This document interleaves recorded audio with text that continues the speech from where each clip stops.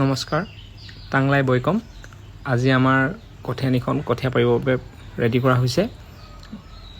আজি দেখিছেনে আপোনালোকে কেনেদৰে ছাইডৰ মাটিটো আমাৰ ওপৰলৈ তুলি দিয়া হৈছে।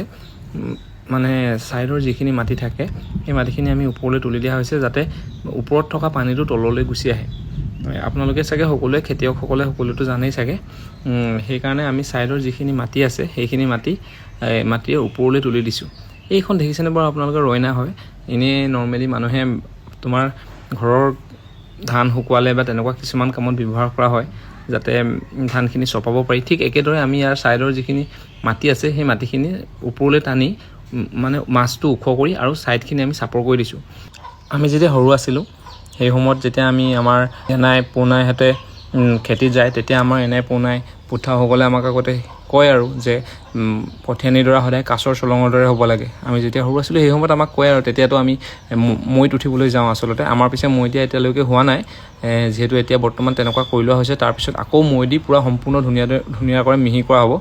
সেইকাৰণে আমাৰ এনাই পুঠাসকলে কোৱাৰ অনুসৰি মানে আমি কঠীয়ানিডৰা কাছৰ চলঙৰ দৰে কৰিবৰ কাৰণে চেষ্টা কৰিছোঁ। নাজানো কিমান হয়গৈ। ইয়াৰ পিছত আকৌ মৈ দিম, মৈ দিয়াৰ পিছত সম্পূৰ্ণ মিহি হ'ব। তাৰপিছতহে আমি কঠীয়া সিঁচাৰ কামটো আগবাঢ়িব। এইখন দেখিছেনে বাৰু ৰয়না?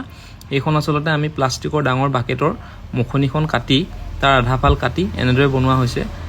কিছুমান পিছে কাঠেৰে আৰু বাঁহেৰে এনেকৈ বনোৱা হয়, কিন্তু আমাৰ পিছে বাঁহনাল আৰু তলত প্লাষ্টিকৰ ড্ৰামৰ মুখনি দিয়া হৈছে। প্লাষ্টিকৰ ড্ৰামৰ মুখনি দিলে আচলতে পাতলা হয় আৰু ঘূণে খোৱা বা তেনেকুৱা সহজে বেয়া হৈ যোৱাৰ চান্সো বহুত কম থাকে। যিহেতু কাম কৰিয়ে থকা হয় সেইবাবে এনেদৰে বনোৱা হৈছে। আপোনালোকে মন কৰিছেনে বাৰু আমাৰ কঠীয়ানিডৰা কিদৰে মাছটো ওখ আৰু ছাইডটো চাপৰ হৈছে? ভালদৰে মন কৰিলে ধৰিব পাৰিব যে মাছটো ওখ হৈছে আৰু ছাইডটো দ হৈছে।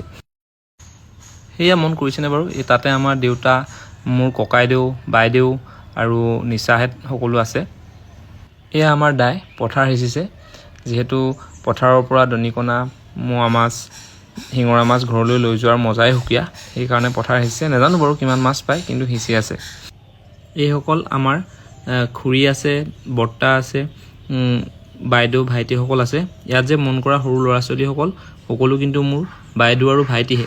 যিহেতু আহোমে সম্বন্ধক গুৰুত্ব দিয়ে, বয়সক নহয়। সেই হেতুকে এওঁলোক যিহেতু মোৰ দেউতাৰ ককায়েকৰ পিতেক জীয়েক, সেইবাবে মোৰ সম্বন্ধত এওঁলোক বাইদেউ আৰু ককাইদেউহে হয়। বয়সত যিমান সৰু হ'লেও আহোমৰ পিছে সম্বন্ধকহে গুৰুত্ব দিয়া হয়। সেইকাৰণে সকলোতকৈ নিজতকৈ বয়সত যিমান সৰু হ'লেও আমি নিজৰ ককাইদেউ বা বাইদেউ হিচাপে মাতিব লাগে। এতিয়া সময় যিহেতু 11 বাজিলে, সেইবাবে আমিও যাবলৈ ওলালোঁ ঘৰলৈ। আজিলৈ বাই বাই।